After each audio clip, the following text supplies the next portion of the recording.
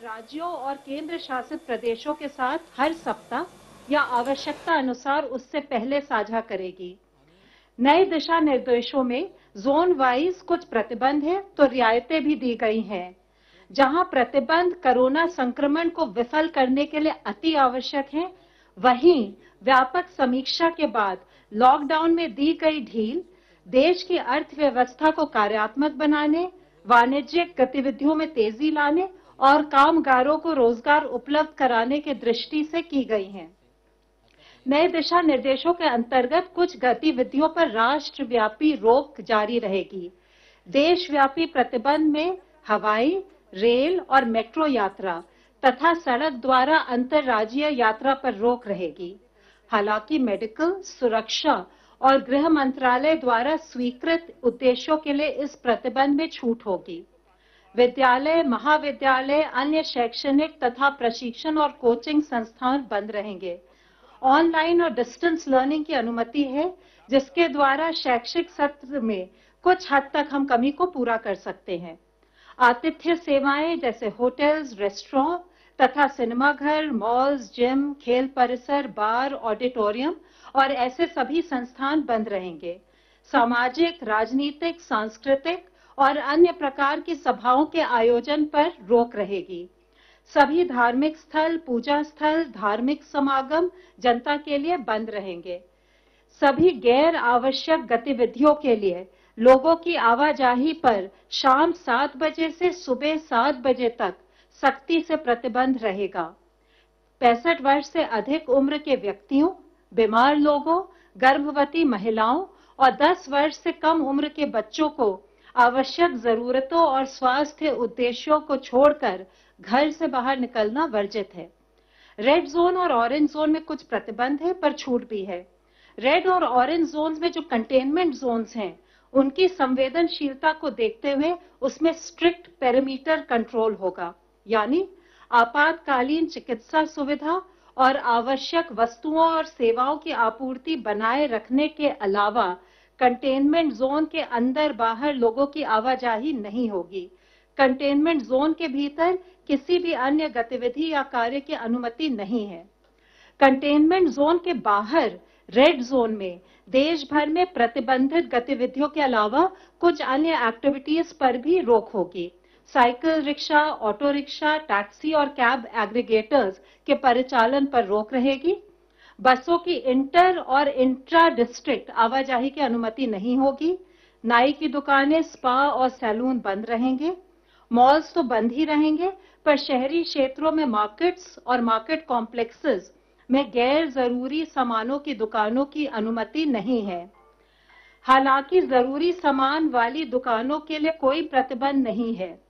Stand alone shops, neighbourhood यानी colony की दुकान और आवासीय परिसर के भीतर जो दुकानें हैं, वे हर तरह का सामान बेच सकती हैं। ग्रामीण क्षेत्र में मॉल को छोड़ हर तरह की दुकान की अनुमति है। रेड जोन में ई कॉमर्स सिर्फ एसेंशियल गुड्स के लिए अलाउड है। रेड जोन में कुछ बंदिशों के साथ ऑलमोस्ट सभी व्यावसायिक और निजी प्रतिष्ठानों की अनुमति दी गई है। अनुमति प्राप्त गतिविधियों के लिए लोगों एवं वाहनों की आवाजाही हो सकेगी।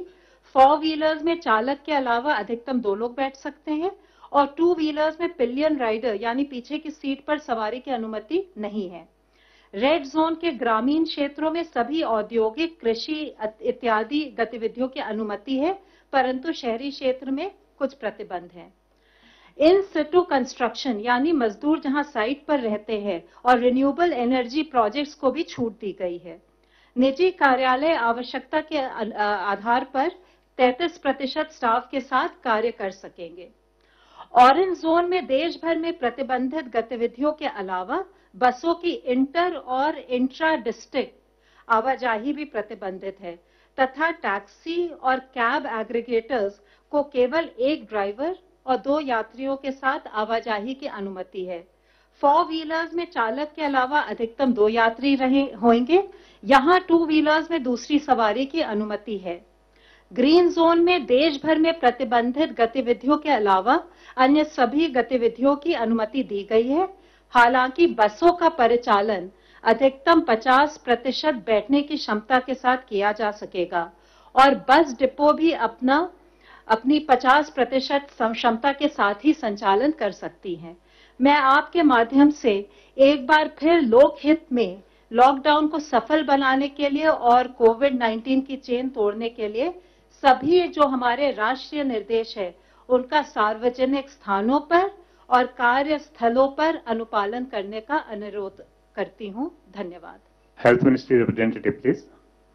अब तक टोटल 11,706 लोग क्योर हो चुके हैं और अगर हम पिछले 24 घंटे में देखें तो 1,074 people have been cured. It is such a positive news that this is the highest number in terms of cured patient noted till date और इसके साथ ही हमारा रिकवरी रेट अब देखें तो है बढ़कर 27.52% हो चुका है। पिछले 24 घंटे में भारत में अगर कोविड-19 के कंफर्म केसेस की संख्या देखें तो 2,553 केसेस बढ़े हैं, जिसके कारण की कुल कंफर्म संख्या अब 42,533 हो चुकी है। Total active cases under medical supervision की संख्या 29,453 है। अगर हम सभी अपने क्लोज केसेस को डेटा के बेसिस पर एनालिसिस करें और एक आउटकम रेशियो कैलकुलेट करें, आउटकम रेशियो मींस कि जो हमारे केसेस क्लोज हो चुके हैं उनका आउटकम यानी कि क्या वो रिकवर हुए हैं या डेथ रिपोर्ट हुई है उसके टर्म्स में मेजर करते हैं। यह हॉस्पिटल में क्लिनिकल मैनेजमेंट के स्टेटस को इंडिकेट करती है। तो इससे पहले हम लोगों ने 17 अप्रैल में जैसे बातचीत की थी तो पाया था कि देश में आउटकम रेशियो 80:20 नोट की गई थी और उसके कंपैरिजन में अगर हम आज का डेटा देखें तो पाते हैं कि हमारी आउटकम रेशियो बढ़कर 90:20 नोट की गई है, जो कि 17 अप्रैल के डेटा से इंप्रूवमेंट के रूप में हम देख सकते हैं।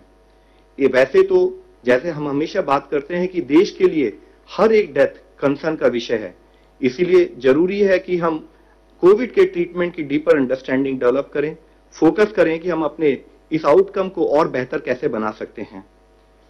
आज जैसे कि लॉकडाउन हमारे देश के कुछ हिस्सों में स्टैगर्ड मैनर में ईज हो रहा है, तब हमारे लिए जरूरी है कि हम ये इंश्योर करें कि रिगरस कंटेनमेंट मेजर्स वहां लिए जहां पर कि केस पाए गए हैं। हम ये इंश्योर करें कि जितने भी हमारे केस हैं उसका इफेक्टिव क्लिनिकल मैनेजमेंट हो और साथ ही हम इन्फेक्शन प्रिवेंशन और कंट्रोल पर भी अपना फोकस रखें। ऐसे पैंडेमिक्स में इससे पहले भी हिस्टोरिकली यह नोट किया गया है कि अगर सोशल डिस्टेंसिंग का रिलैक्सेशन यानी कि जब हम सोशल मोबिलिटी अलाउ करते हैं उस समय पर सही ढंग से पालन ना हो और रेस्ट्रिक्शन को सही ढंग से इस्तेमाल ना किया जाए तो सडनली डिजीज ट्रांसमिशन रेट फिर से इंक्रीज हो सकता है।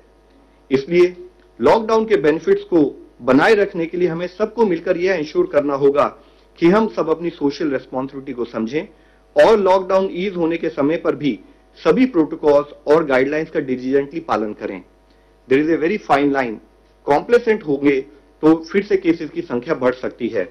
दूसरी ओर जिन जिले में केसेस अभी तक रिपोर्ट नहीं हुए हैं वहां पर अगर केस आएंगे तो वहां पर फिर से रेस्ट्रिक्शन लागू की जा सकती हैं। हम एक नए नॉर्मल में ट्रांजिशन कर रहे हैं। जरूरत है कि हम सब लोग सावधान रहें, सजग रहें और सतर्क रहकर कोविड-19 से निपटने की अपनी तैयारी को इसी स्पीड और मोमेंटम के साथ बढ़ाते रहें। हमें पब्लिक स्पेसेस में कंपल्सरली फेस मास्क या कवर्स को यूज करना है। इवन आउटसाइड कंटेनमेंट जोन में भी हमें सभी प्रिवेंटिव मेजर्स और सरकार द्वारा दिए गए दिशा निर्देश का पालन करना है। इसेंशियल आइटम्स को भी खरीदते समय या कॉमन एरियाज में किसी से मीटिंग करते समय भी जो रिलैक्सेशन वाले एरिया हैं वहां पर भी हम भीड़ भाड़ से बचें। लेटेस्ट फिजिकल डिस्टेंसिंग मेजर्स का पालन करें। हैंड हाइजीन, एनवायरमेंटल हाइजीन और रेस्पिरेटरी हाइजीन जैसे प्रिवेंटिव मेजर्स को हमें डिलीजेंटली फॉलो करने की जरूरत है। जैसे कि माननीय प्रधानमंत्री जी ने कहा है कि जरूरत है कि जान भी है जहान भी है, और उसको सुनिश्चित करने के लिए आज जब हम लॉकडाउन को थोड़ा रिलैक्स कर रहे हैं तो जरूरत है कि हम सब लोग मिलकर इस दिशा में प्रयत्न करें कि हम लॉकडाउन ईज करने के समय पर भी अपनी सोशल रेस्पॉन्सिबिलिटी को समझते हुए इस तरह से इंश्योर करें कि केसेस की संख्या ना बढ़े। Please help us to help you. धन्यवाद। फ्रेंड्स, आज हमारे साथ है चेयरमैन एम्पावर्ड ग्रुप 6। तो मैं रिक्वेस्ट करूंगा सर से कि वो आपको अपने एम्पावर्ड ग्रुप के बारे में ब्रीफ करें। सर। मैं एम्पावर्ड ग्रुप 6 जो कि सिविल सोसाइटी ऑर्गेनाइजेशंस, एनजीओज सारे development partners, industries, international organisations से डील करता रहा है। मैं उसका चेयरमैन हूं और इस ग्रुप ने जो जो काम किया है इसके बारे में मैं एक लिखित प्रेस रिलीज दे रहा हूं, पर मैं ये बताना चाहूंगा